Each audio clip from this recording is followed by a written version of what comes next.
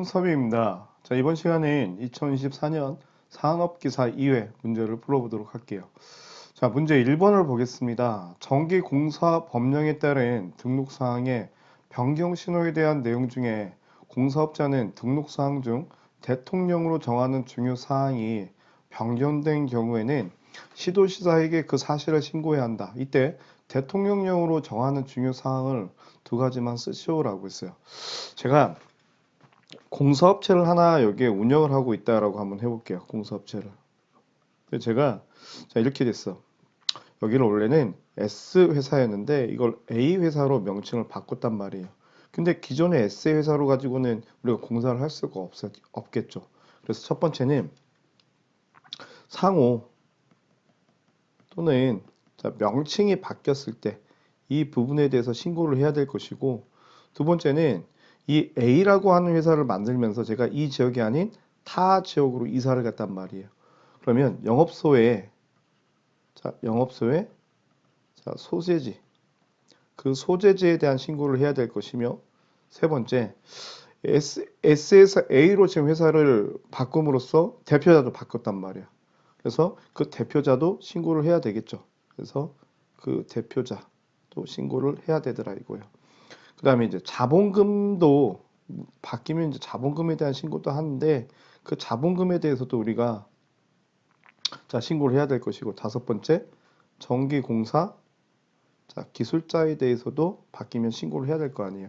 기존에 이제 있다가 그 사람이 퇴사를 해서 다른 사람으로서 교체가 될 수도 있기 때문에, 그래서 상호 명칭이나 영업소의 소재지, 대표자, 그 다음에 자본금, 전기공사의 기술자 등이 이제 변경된 경우에는 변경 신고를 할 수 있다는 얘기죠.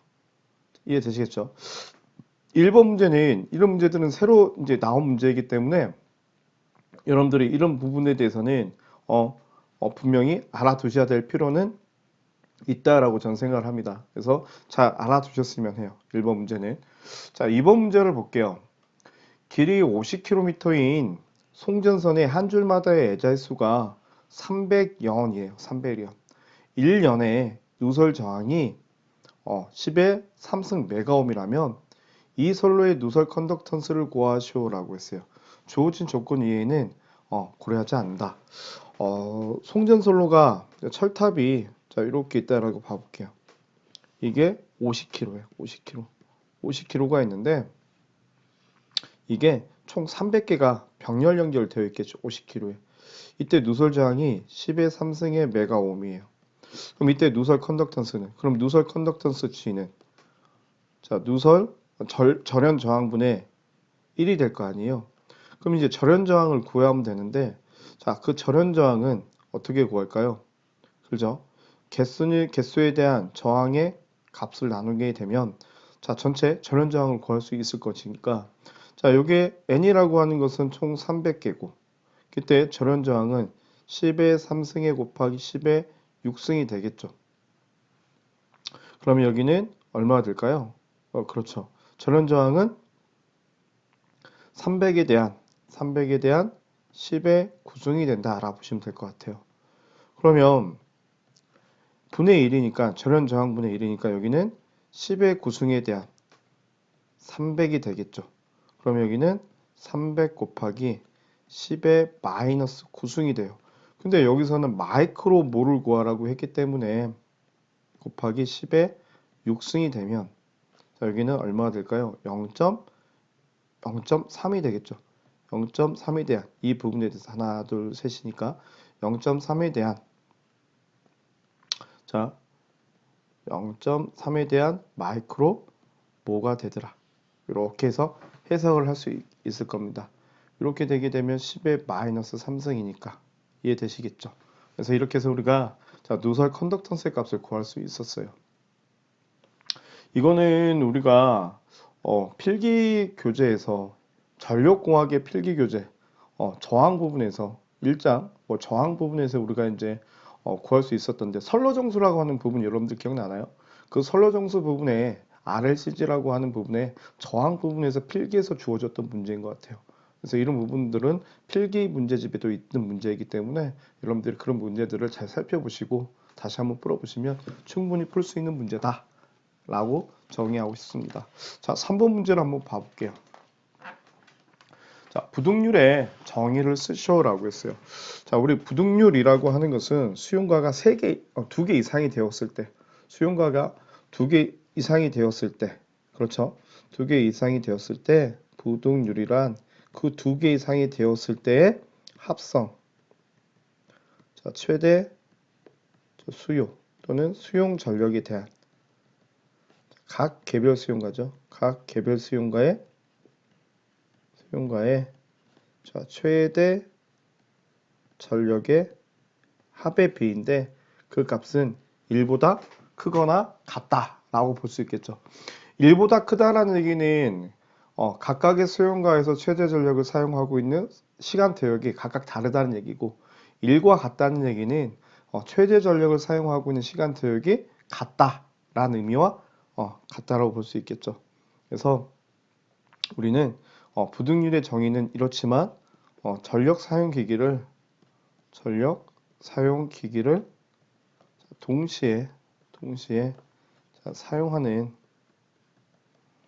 정도를 나타내는 지표로서 쓰인다라고 보시면 될 것 같습니다. 그래서 3번 문제 이렇게 여러분들이 정리를 하시면 될 것 같고, 자, 4번 문제예요. 주 변압기가 삼상결선일 때 비접지 방식에서 영상 전압을 얻을 수 있는 기기를 쓰시오라고 했어요. 그러면 영상 전압을 얻을 수 있다. 키워드는 영상 전압이죠. 우리는 이걸 GPT라고 해요. GPT. 자, GPT를 뭐라고 합니까? 접지형, 자, 계기용 변압기라고 하죠. GPT. YY 오픈 델타형으로서 우리가 이루어져 있죠. 그러면 반면에 영상 전류를 검출하기 위한 것은 GCT가 되겠죠. 이렇게 되겠죠. 이 부분. 그래서 영상 전압을 얻을 수 있는 계기는 GPT, 접지형, 계기용, 변압기에 의해서 얻을 수 있고, 영상 전류는 영상 변류기에 의해서 우리는 이걸 영상 변류기라고 하잖아요. 자, 그 영상 변류기에 의해서 우리가 얻을 수 있다. 이렇게 보시면 될 것 같습니다. 자, 4번 문제를 풀어봤고요. 자, 5번 문제를 볼게요. 바닥 면적이 1200제곱미터인 사무실에 평균 조도 300럭스를 얻고자 한다. 40W 형광등을 사용한다면 필요한 형광등 수를 구하시오라고 했어요. 40W 형광등의 전광속은 2500루멘, 조명률은 0.7, 자, 강강무상률은 1.5로 한대요. 그러면 우리가 이제 면적은 1200이고 조도는 평균 조도는 300럭스이고, 그다음에 40W 형광등을 살 때 형광등의 수를 구하래요. 그때 광속은 2500, 조명률은 0.7, 강강무상률은 1.5다. 일반적으로 우리가 이제 구할 수 있는 조명에 대한 조명 설계에 대한 공식이 있잖아요. 첫 번째 FUN은 자, EAT다. 그러면 이때 총 광속을 구해요. 총 광속은 조명률 2에 대한 EAT가 되겠죠. 그러면 조도는 300이고 면적은 1200이 될 것이고 D 강강무상률은 1.5가 됩니다. 거기에 조명률은 0.7이 돼요. 그러면 얼마의 총 광속이 나오겠죠. 그러면 등수는 총 광속을 광속으로 나눠주면 되잖아요. 그 총 광속에다가 광속은 2500루멘이 된대요. 이렇게 해서 계산을 해보면 얼마 되냐? 308.57등이 나와요. 자, 그러면 조도에 의해서 우리는 절상을 시키면 되니까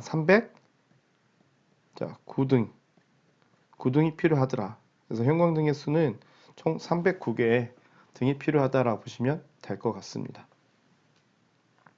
자, 우리가 조명 설계에 관련된 내용이었고, 자, 6번. 다음은 어느 단위 구역에서 측정한 조도 E1, E2, E3, E4이다.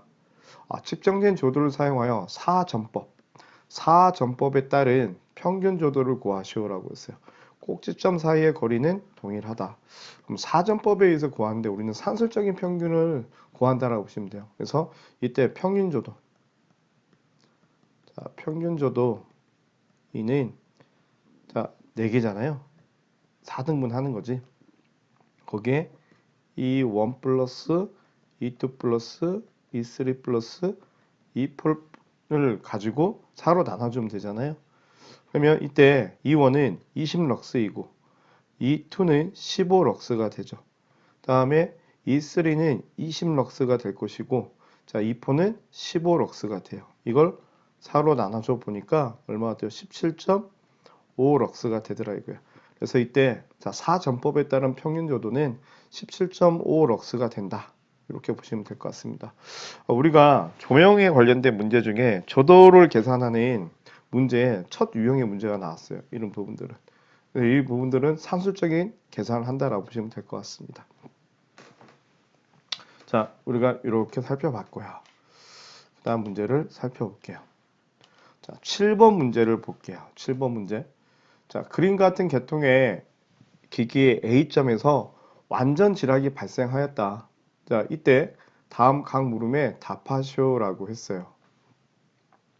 이 기기에 외암의 인체가 접촉하고 있지 않았을 때 대지전압을 구하시오라고 했어요. 대지전압에 관련된 얘기네요. 그럼 여기는 220V고, 자, 여기에서의 어떤 전위 상승을 막기 위해서 접지를 하죠. 그 접지 저항값이 10ohm이에요. 자, 여기에 자, 우리가 자, 기기를 접지를 하죠. 100ohm입니다. 사람이 딱 닿았을 때 대지전압을 되겠습니까? 라고 물어보는 건데, 자, 이때 인체가 접촉하고 있지 않은 상태예요. 그러면 이 부분에 관련된 걸 우리가 다시 그림을 그려보게 되면, 이 부분을 그려보게 되면, 자, 이렇게 봐볼게요. 전원이니까 전원이 이렇게 있을 겁니다. 이게 220V예요. 전원에 따른 저항값이 10ohm이고요. 다음에 여기에 기기에 접지 저항이 있어요. 이게 100ohm입니다. 이걸 이렇게 연결을 시킨 거죠. 그럼 이때 접촉하고 있지 않았을 때 여기 전압은 얼마가 되겠냐라고 물어보는 거예요. 그럼 여기는 얼마가 될까요? 그렇죠? 10ohm 플러스 100ohm에 대한 100ohm의 전체 전압 220을 곱하면 전압 분배가 이루어질 거 아닙니까? 그럼 이 부분에 대해서 구해보면 여기는 200V의 전압이 걸린다는 사실을 알았어요. 그럼 여기에서는 지금 자, 접촉하고 있지 않았을 때에는 200V의 대지 전압이 걸린다는 얘기예요. 자, 근데 이 기기에 외암에 인체가 접촉하고 있어요. 인체를 통해서 흐르는 전류는 얼마가 되겠습니까? 인체 저항은 3000ohm이다 라고 했어요. 그러면 여기에 사람이 자, 이렇게 있다라고 해볼게요. 이때 저항이 3000ohm입니다. 이건 어떻게 계산을 하겠냐? 그러면 여기서는 우리가 이제 이 계산을 할 줄 알아야 돼요. 여기서 보게 되면 자, 여기에 걸린 전압은 우리가 구했습니다. 근데 여기 이제 합성저항을 구해야 될 거 아니에요. 그러면 여기에 걸린 전압을 구해서는 우선은 이 부분에 대한 전체 합성저항을 구할 줄 알아야 돼요. RG. 그럼 전체 합성저항 토탈이라고 해볼게요. RT.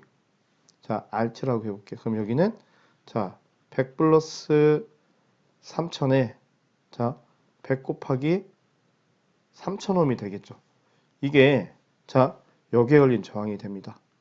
그러면 이제 자, 여기에서의 이 부분의 전압을 구하기 위해서는 이걸 제가 세모다라고 한번 해볼게요. 그러면 여기 전압을 구하기 위해서는 우리가 이렇게 보면 되겠죠. 자, 이 부분에 대한 전압이에요. 그러면 여기 전압 V는 110 플러스 세모에 대한 세모에 200 곱하기 220이 되면 자, 이 두 단자 사이에 걸린 전압을 구할 수 있을 겁니다. 그죠? 그럼 그 전압을 구했어. 이걸 네모라고 할게요. 동그라미라고 할게요. 그러면 자, 전압을 구했으니까 여기에 흐르는 전류값 구할 수 있겠죠. 그죠? 자, 그걸 이제 식으로서 구해보니까 자, 여기에 걸린 전압은 세모여서 자, 거기에 전류 IG는 자, 3000에 대한 전압을 일정할 거니까 동그라미로 구해보니까 여기는 0.06647ohm이 나왔어요. 자, 곱하기 10에 3승을 해보니 여기는 66.47mA에 자, 전류가 인체를 통해서 흐르는 전류가 흐르더라 이거야. 이 정도의 전류가. 이렇게 보시면 되겠죠. 그러니까 일본에서는 우리가 전압 분배 법칙에 의해서 구할 수 있었고, 자, 인체에 흐르는 이제 사람의 이제 흐르는 전류가 얼마냐? 그러면 이 전체 저항을 구해서 어떻게 합니까? 여기에 걸린 전압을 구할 수 있을 것이고, 그 전압을 구해서 자, 우리는 전압이 일정하니까 여기에 흐르는 전류를 구하면 되겠죠. 저는 이렇게 구했어요. 우리 교재에 지금 풀어 있는 방식이 이런 방식입니다. 이걸 하나의 식으로서 이제 만든 것이지. 근데 이 식을 외울 필요가 있냐? 아니, 이 식을 외울 필요는 없다라고 저는 생각을 해요. 그래서 여러분들이 이렇게 해서 계산을 한번 해보시고 이 결과치가 나오는지 확인 한번 해보시면 되실 것 같아요. 8번 문제를 보겠습니다. 삼상 변압기의 1차 전압이 22,900V, 2차 전압이 380V예요. 자, 2차 전압이 370V로 측정된 상태에서 22,900V인 탭을 21,900으로 변경할 때 2차 전압을 구하시오라고 했습니다. 우리 주상 변압기를 가지고 전압을 조정할 수 있죠. 그 주상 변압기를 가지고 전압을 조정하는 방법 중에 하나라고 지금 볼 수 있는 것인데, 우선은 이렇게 보시면 돼요. 변압기가 지금 이렇게 있는 거죠. 자, 그 변압기가 가지고 있는 전압이, 자, 여기는 22,900이고요. 여기는 380V였어요. 그랬더니 여기는 370V 전압이 측정이 됐다라고 했습니다. 근데 탭을 22,000이 아닌 탭을 21,000으로 놨더니 2차 전압은 어떻게 되겠냐라고 했어. 그러면 곤수비는 V2에 대한 V1인데 V2는 A분의 V1이 되겠죠. 자, 전압을 내렸어요. 그죠? 22,900에서 21,900이 됐어. 곤수비가 떨어졌을 거 아닙니까? 그러면 전압이 2차 측의 전압은 올라가요. 370V보다는 전압 자체가 올라가야 된다라고 지금 볼 수밖에 없겠죠. 곤수비가 떨어졌으니까. 그럼 이때 2차 전압은 얼마가 되겠냐 이거야. 그럼 우리는 새로운 곤수비를 구할 수 있으셔야 돼요. 새로운 곤수비를. 그러면 그 새로운 곤수비를 우리가 어떻게 구할 것이냐라고 볼 수 있겠죠. 그러면 이제 우리가 이 식을 다 유도하실 필요는 없지만 새로운 곤수비, 우리는 지금 V2 다시를 구해야 되는데 V2 다시는 자, 여기 N2에 대한 자, N1 다시에 대한 N1의 V1으로 구할 수 있는데 이게 무슨 얘기냐면 새로운 곤수비를 지금 만들어 보는 거예요. 새로운 곤수비를. 그러면 우리는 이게 N1이고 여기가 N2예요. 그러면 곤수비 A는 자, N2에 대한 N1의 비를 곤수비로 볼 수 있을 것이고 또는 V2에 대한 V1을 곤수비로 우리가 자, 볼 수 있을 겁니다. 그럼 여기서 자, 1차 전압 V1은 A에 대한 V2가 돼요. 근데 1차의 공급 전압은 항상 변함이 없이 일정하다고 봤을 때 새로운 곤수비 A-를 구하기 위해서는 A-는 자, N2에 대한 N1-가 돼요. 지금 곤수비 1차 측의 곤선을 달리했을 때 자, 여기는 그러면 V2-에 대한 V1이 되겠죠. 그러면 여기서 보게 되면 2차 측의 전압과 N1은 2차 측의 전압과 N1, V1과 N2는 서로 반비례 관계다라고 하는 것을 우리가 알 수 있을 겁니다. 그럼 여기서 이제 새로운 곤수비를 만드는 건데 그 곤수비를 가지고 우리는 이렇게 맞는 거죠. 이 식을 가지고 V2-는 곤수비를 가지고 나눠보게 되면 이 식이 나온단 말이야. N1-에 대한 N의 V2가 돼요. 그래서 우리는 이런 걸 여러분들이 유도하실 필요는 없어요. 유도하실 필요는 없는데 뭐에 따라서 곤수비에 따라서 2차 측의 전압이 달라지더라 이거예요. 그러면 여기가 21,900V가 됐어요. 그러면 21,900V 배만큼 작아졌기 때문에 곤수비가 그럼 원래는 22,900이었는데 21,900이 된 거 아닙니까? 그렇죠? 근데 자 21,900으로 지금 분의 1이 돼야 되는 거니까 이 부분은 이렇게 봐도 상관이 없겠죠. 자, 새로운 곤수비예요. 새로운 곤수비를 만들면 돼요. 새로운 곤수비를. 자, 여기서 보게 되면 자 370V였어. 370V였을 때 여기는 얼마가 되겠습니까? 라고 지금 물어보는 거예요. 그러면 370이 됐을 때 이게 이렇게 봐야 되겠죠? 이게 V2가 되는 거니까 이 부분은 21,900에 대한 22,900에 비었을 때 370V가 됐을 때 2차 측이 370V가 됐을 때 새로운 건수비에 의해서 V2 자신은 얼마가 되겠냐라고 지금 우리가 보는 거죠. 그러면 이 부분에 대해서는 얼마가 나오냐? 386.89V가 나와요. 89V가. 그죠? 그래서 우리가 건수비가 지금 22,900에서 21,900으로 건수비가 줄어들었어요.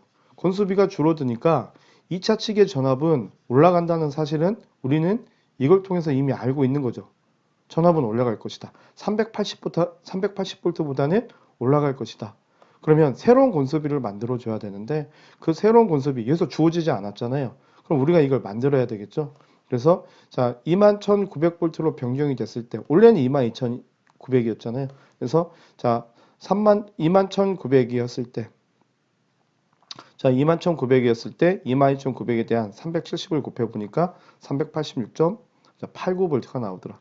그래서 주상변압기를 가지고 2차 측에 전압을 조정하는 배전솔로의 전압을 조정하는 방법이었다. 이렇게 보시면 될 것 같아요. 이 부분 새로운 건수비를 만들어 주셔야 됩니다. 새로운 건수비를. 그래서 새로운 건수비를 우리가 가지고 이 문제를 풀 수 있다. 근데 만약에 이제 이게 말고 다른 문제들이 이제 존재할 텐데 다른 문제들은 건수비가 주어져 있습니다. 새로운 건수비. 그럼 새로운 건수비를 가지고 우리가 만든다라고 보시면 될 것 같아요. 이해되시겠죠? 그러면 이걸 가지고 여러분들이 연습을 한번 해보시면 되는데 저는 이 식을 하나 외우셨으면 좋겠다라고 말씀을 드리고 싶어요. 새로운 건수비를 만든다라고 했을 때 그래서 그 유도 과정은 중요한 게 아니고 이 유도된 공식을 가지고 여러분들이 풀어보시면 충분히 쉽게 풀 수 있으실 거라고 봅니다. 그 다음에 이제 9번 문제를 볼게요. 그림과 같은 변전 설비에서 무정전 상태로 차단기를 점검하기 위한 조작 순서를 기구 기호를 이용하여 설명하시오 라고 했어요. S1, S1은 달로기. 이거는 달로기가 될 것이고 이 부분은 달로기가 되겠죠.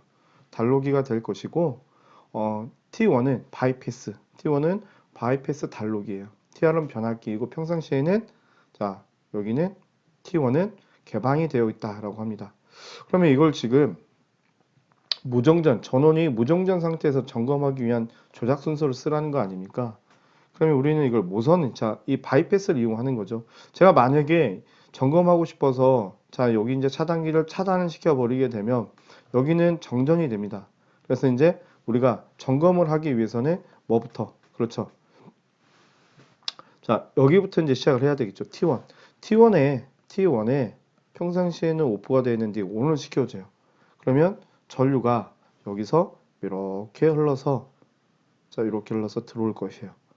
그러면 이제 여기서도 들어오고 여기서도 들어오니까 이 부분을 점검하기 위해서는 그 다음 두 번째는 차단기 CB를 오프를 시켜주면 되겠죠. CB를 오프를 시켜줍니다. 그 다음에 달로기는요.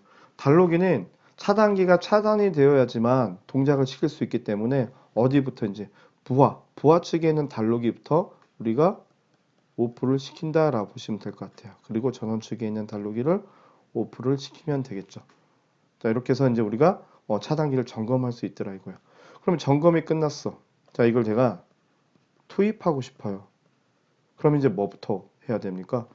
이거 이렇게 해서 이제 점검을 시키고 나면 이제 뭐 하시면 돼? 투입은 달로기부터 여기서부터 바로 이걸 꺼버리게 되면 여긴 정전 사태가 일어나니까 R1 달로기부터 온 시키고 그 다음에 S1 온 시키죠. 그 다음에 차단기 12를 온 시키고 그 다음에 T1을 오프 시키면 이렇게 이제 평상시의 상태대로 만들 수 있더라 이거예요. 모선에 관련된 얘기였죠. 이런 부분들 모선 방식. 그래서 한번 해보시면 충분히 하실 수 있다. 자, 9번 문제 풀어봤습니다. 자, 10번 문제를 볼게요. 다음 수전 설비의 시스템의 명칭을, 자, 수전 설비의 시스템에 알맞은 명칭을 쓰시오라고 했어요.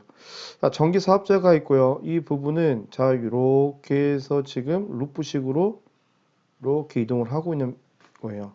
그럼 이 부분은, 자, 이 원은 뭡니까? 이거는 루프 방식이죠. 환상식이에요. 자, 이거는 루프식. 우리가 흔히 환상식이라고 하는 거잖아요. 환상식. 그 다음에 두 번째, 이 부분은요. 배전용 변전소로부터, 자, 어떻게 해요? 이제 2회선 이상이죠. 다른 회선. 2회선 이상으로, 자, 배전선으로부터 수전하는 방식이다. 그럼 우리는 이걸 뭐라고 하냐? 우리는 이걸, 자, 스폿 네트워크 방식이다라고요. 이걸 스폿 네트워크 방식이다라고 합니다. 그러면 스폿 네트워크 방식에 대한 가장 큰 특징은 뭐냐면, 자, 무정전. 자, 무정전, 자, 전력 공급이 가능하더라. 그래서 공급 신뢰도가 가장 높습니다. 가장 좋아요. 근데 단점이 한 가지 있어요.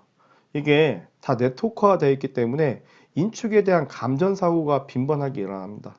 그래서 우리가 이 부분, 그래서 네트워크 프로텍터라고 하는 보호 설비를 설치를 하는데, 여기는 뭐가 있어요? 방향성 계전기, 차단기, 퓨즈가 이제 있겠죠. 저하병의 차단기, 방향성 계전기, 그 다음에 퓨즈가 이렇게 설치가 되어 있다. 이걸 네트워크 프로텍터라고 하더라. 그래서 이 네트워크 프로텍터만 봐도 이거는 스폿 네트워크 방식이고, 스폿 네트워크 방식은 2회선 이상의 배전선으로부터 수전하는 방식을 우리는 이걸 스폿 네트워크 방식이라고 합니다. 이 부분은 다 이게 선로가 연결이 되어 있기 때문에 이건 우리는 루프식 또는 이걸 환상식이라고도 많이 하죠. 그래서 이렇게 해서 여러분들이 알고 계셨으면 해요. 자, 11번 문제를 볼게요. 11번 문제. 어떤 건물의 연면적이 420제곱미터이다. 이 건물에 표준부하를 적용하여 전등, 일반 동력 및 냉방 동력 공급용 변압기 용량을 각각 다음 표를 이용하여 선정하시오라고 했어요.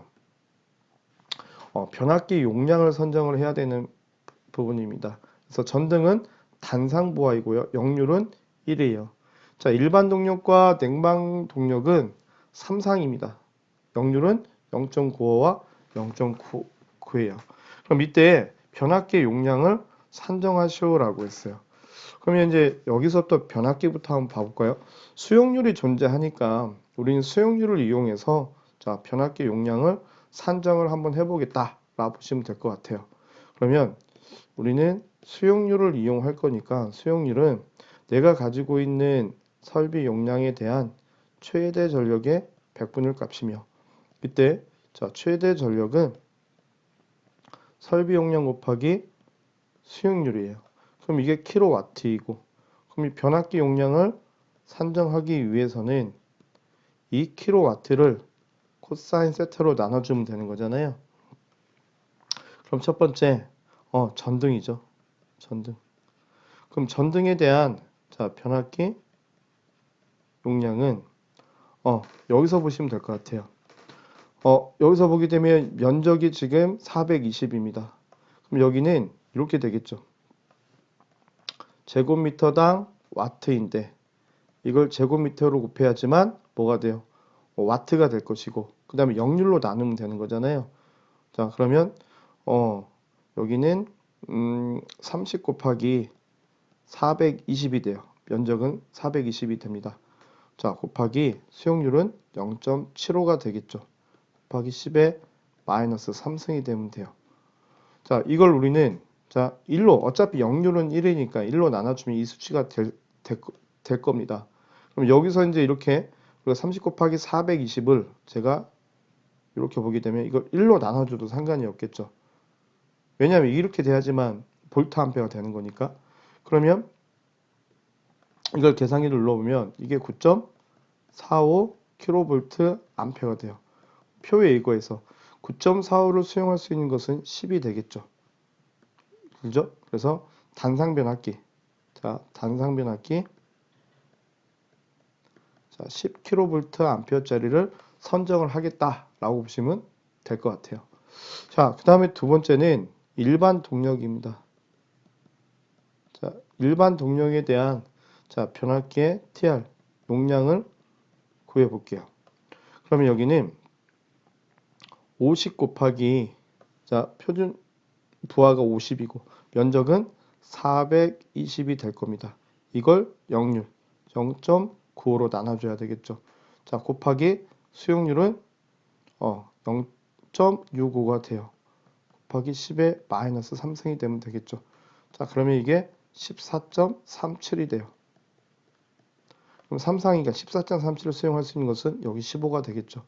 여기는 3상 변압기 15kVA짜리를 선정을 하겠다라고 보면 될 것 같습니다. 자, 이제 세 번째, 자, 냉방 동력이에요.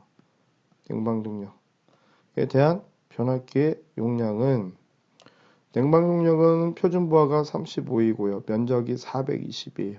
곱하기 수용률 70. 그러면 킬로와트가 되겠죠. 이걸 역률 0.9로 나눠줘야 되겠지. 곱하기 10의 마이너스 3승. 아니죠. 여기가 이렇게 돼야 되겠죠.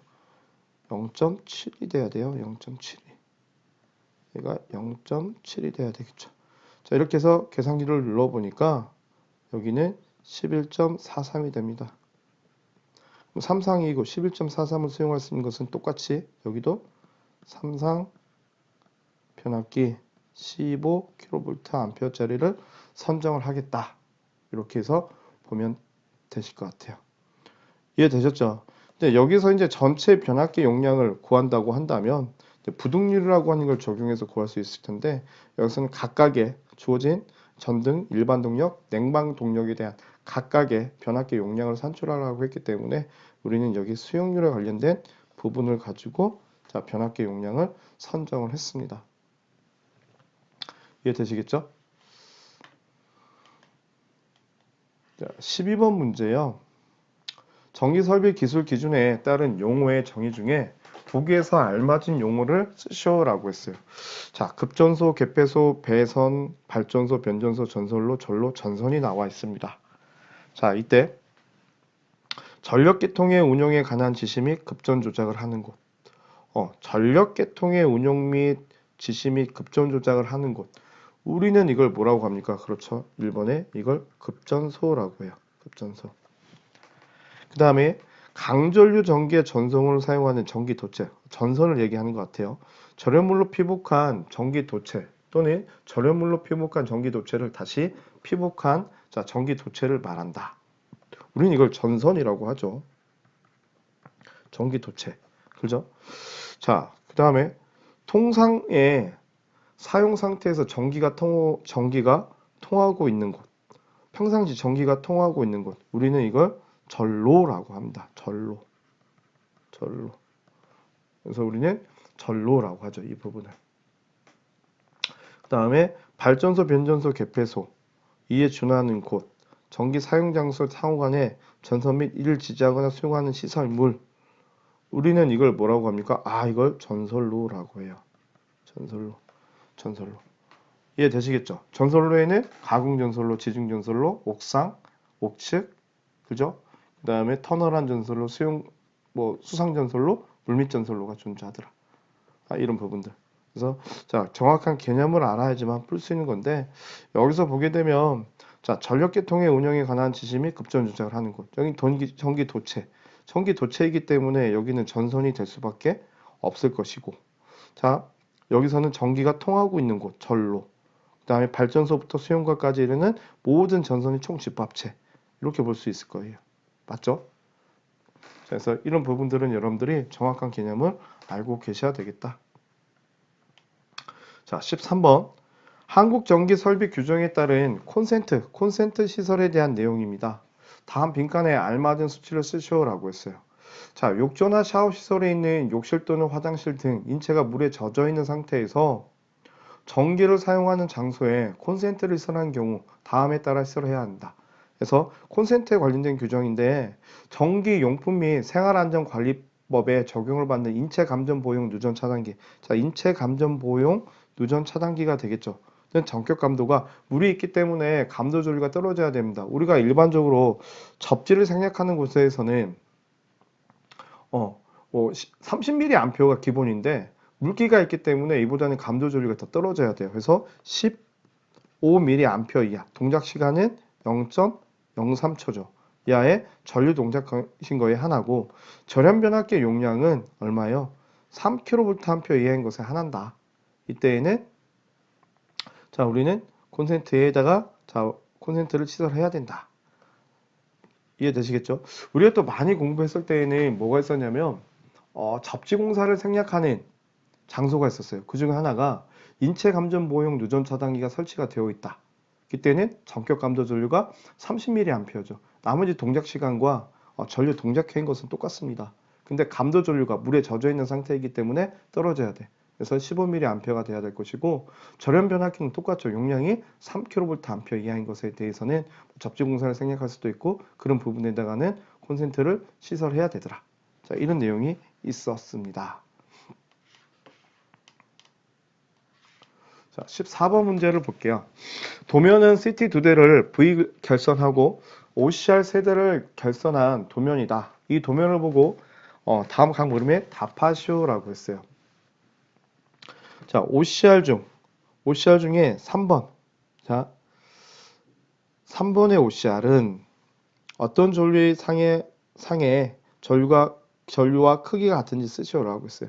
감극성이기 때문에 여기서는 자, 이렇게 해서 A상의 전류가 흐를 것이고, 자, 여기는요, C상의 전류가 흐릅니다.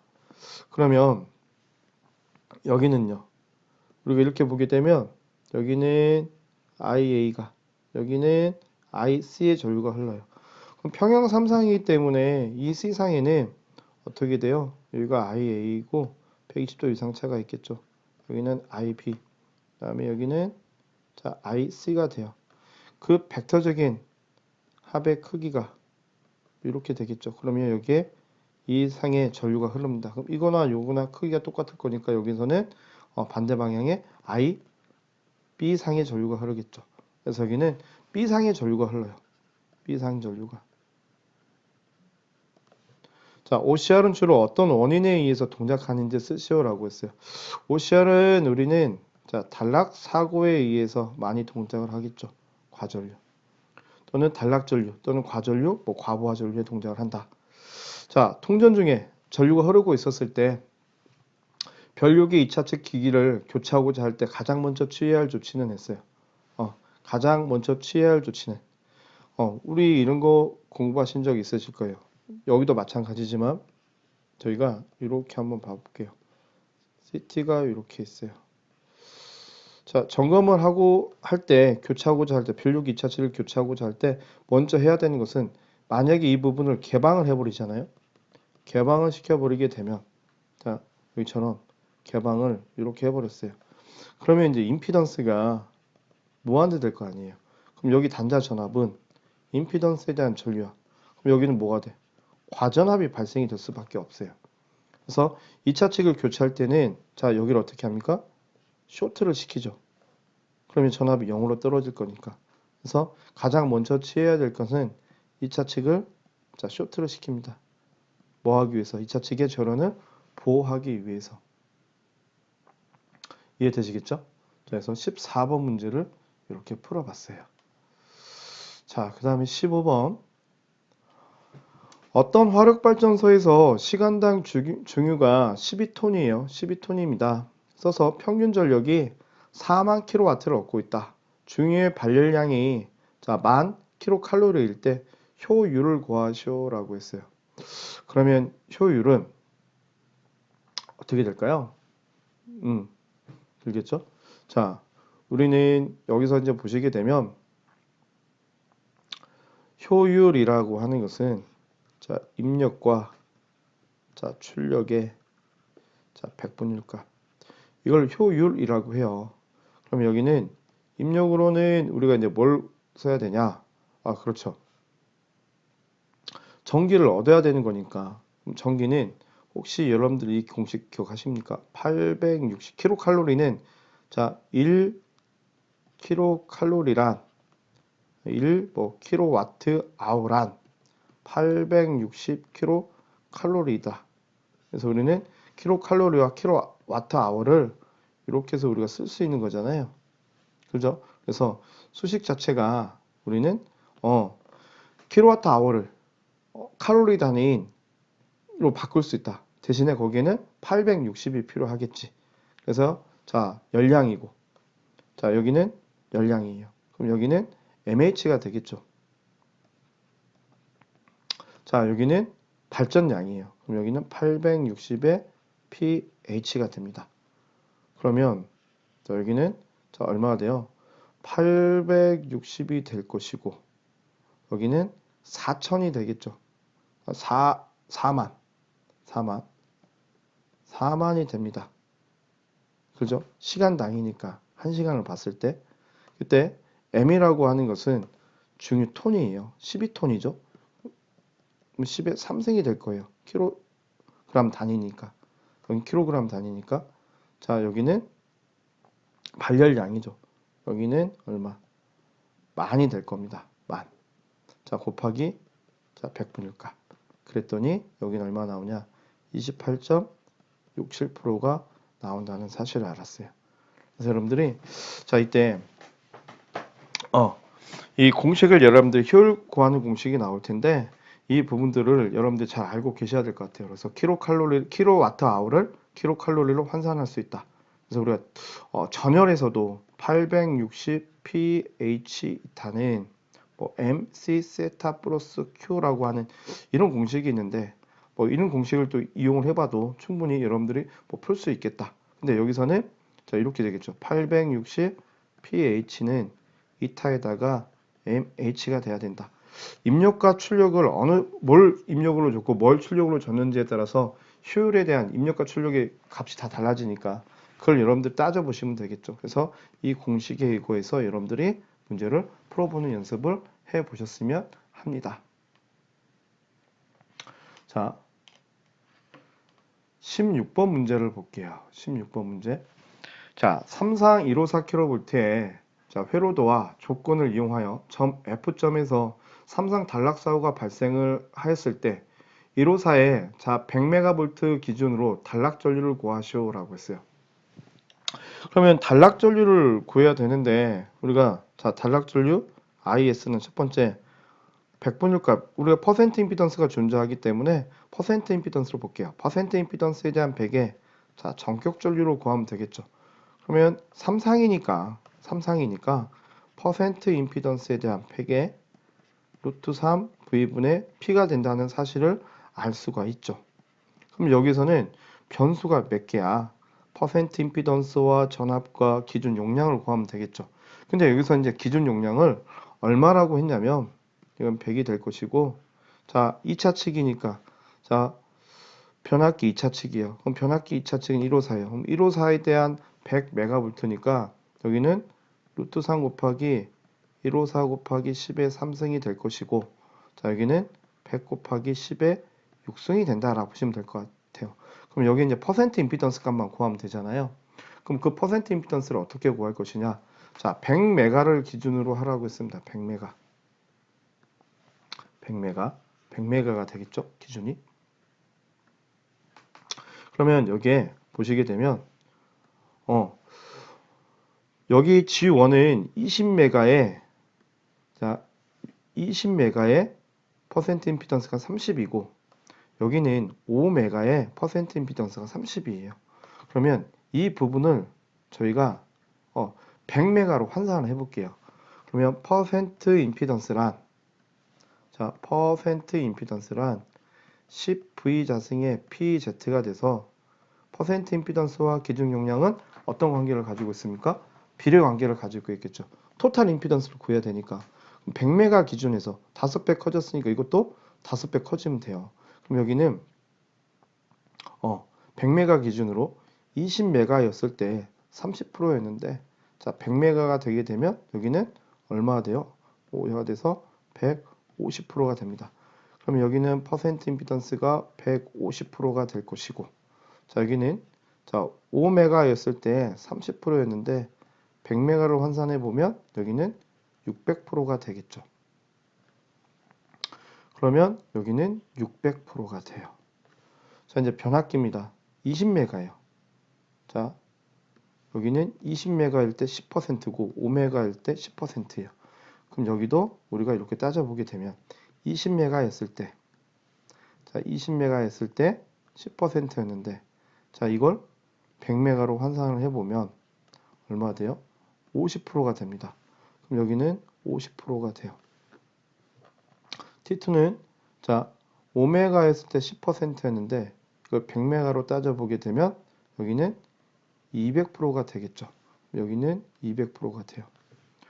자, 그 다음에 송전선로죠.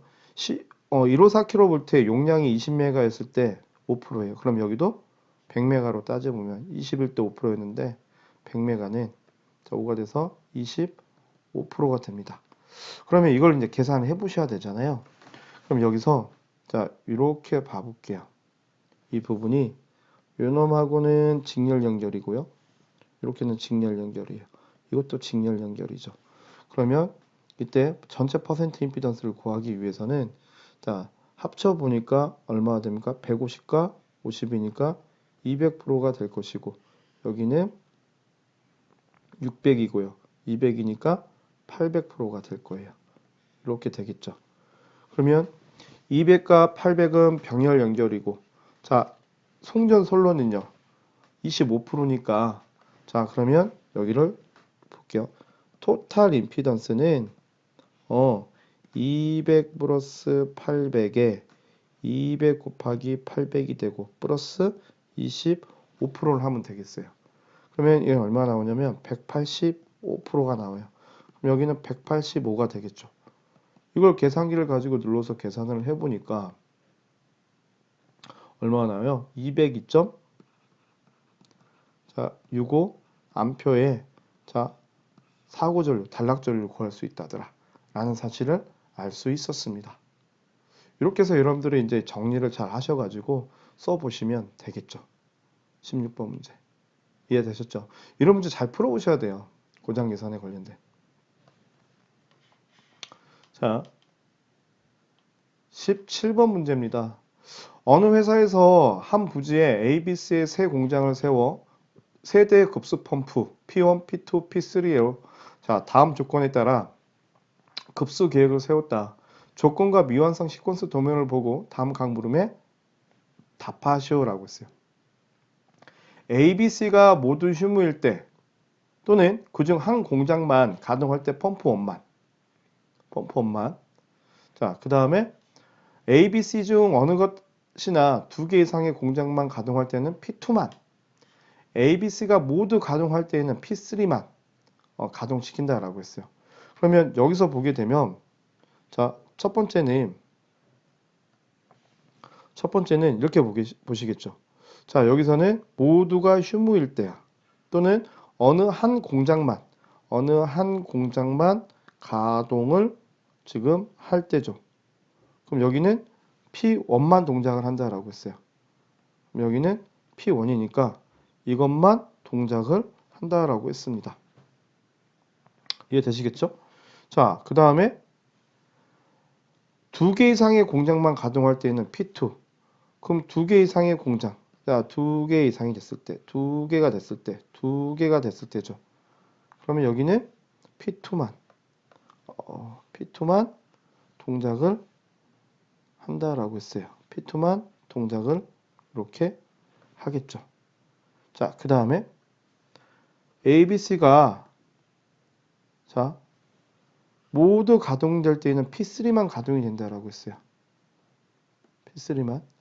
그러면 이게 1이 되겠죠. 나머지는 다 이제 0, 0, 0, 0 이렇게 표현을 해두면 맞을 것 같아요. 이해되셨죠? 그러면 진리표는 이 표에 의해서 이제 작성이 다 됐습니다. 이 부분은. 그 다음에 P1, P2, P3의 출력식을 최소 접점으로 표현하시오라고 했어요. 그러면 이제 여기서 우리가 내용을 좀 살펴봐야 돼요. 이제 여기에서 P1, P2, P3를 보게 되면 P1부터 한번 봐볼까요? P1 그대로 써보시면 되죠. P1은 A 자 이렇게 보시자고요. P1은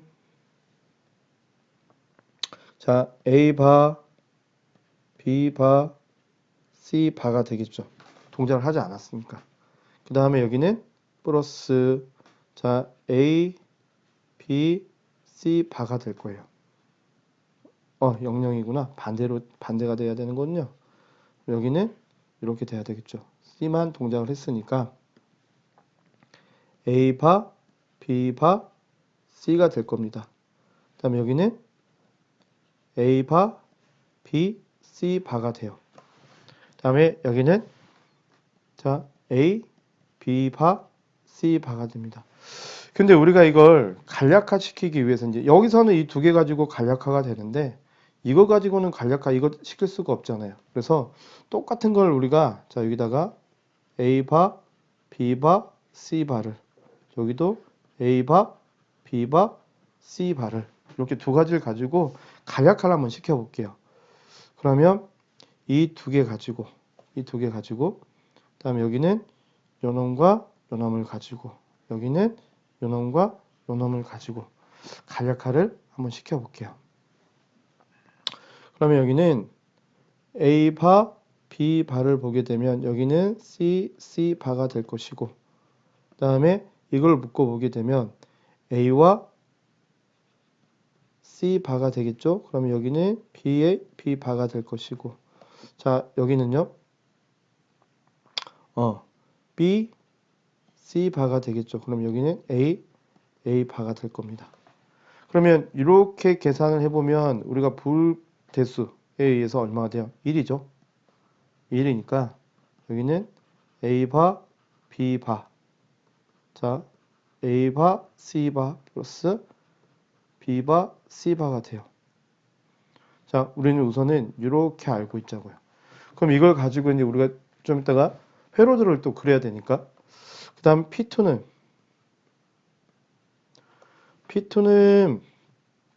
이 세 가지잖아요. 그럼 여기는 A 바, B, C가 되고요. 자 여기는 A, B 바, C가 됩니다. 그리고 여기는 A, B, C 바가 되겠죠. 자 이렇게 보시면 되겠죠. P2는 이해되셨죠? 그럼 이걸 묶어보게 되면 자 여기 A 바, B, C를 가지고 요거 두 개 묶어보면 되잖아요.